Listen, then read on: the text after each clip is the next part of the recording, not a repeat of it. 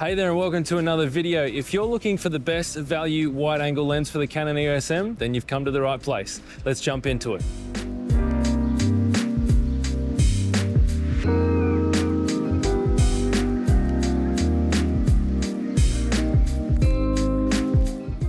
So I've recently moved to Korea and out walking along the street every day to work, I'm just in awe of some of the amazing buildings and the cityscapes that we see here in Gangnam in South Korea. So I really wanted to get the Canon EFS to work, shooting some of these amazing cityscapes. The problem was I didn't have a wide angle lens. So this video is all about finding the best value wide angle lens for the Canon EOS-M. So the criteria for the lens is that it needed to be around $100 and it needed to be as wide as possible, considering that crop mode has some pretty significant crops in the high resolution modes on the Canon EOS-M.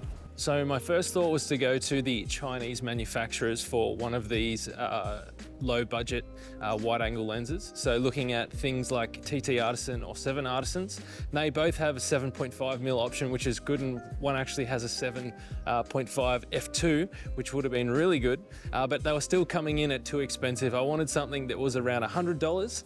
So I came across the Canon 10 to 18mm wide angle lens with a Canon 100D body. Now this was 200,001, meaning that I was getting a pretty significant deal here, and considering that crop mode has just become available for the Canon 100D as well. Now the great thing about getting the 10 to 18 was I could modify it and put it on my Viltrox speed booster, which would give me another stop of light and actually take the 10 down to about 7.5 mils, which was matching the TT Artisan lens that I was interested before I found it.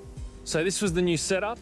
I got it, placed it on my Crane M2 gimbal and headed out into the city to capture some of these amazing cityscapes. Another great thing about the Canon 10 to 18 is that it's actually optically stabilized as well. So it's giving you a little bit more stabilization inside the lens, which is great for when you're out and about trying to get some of that amazing cityscape action.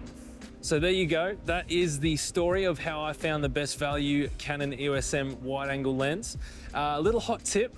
I found that my favorite mode on the Canon EOS-M using the new crop mode firmware is to shoot in the UHD 1:3 bin mode. That gives you kind of like close to a 16:9 aspect ratio and continuous.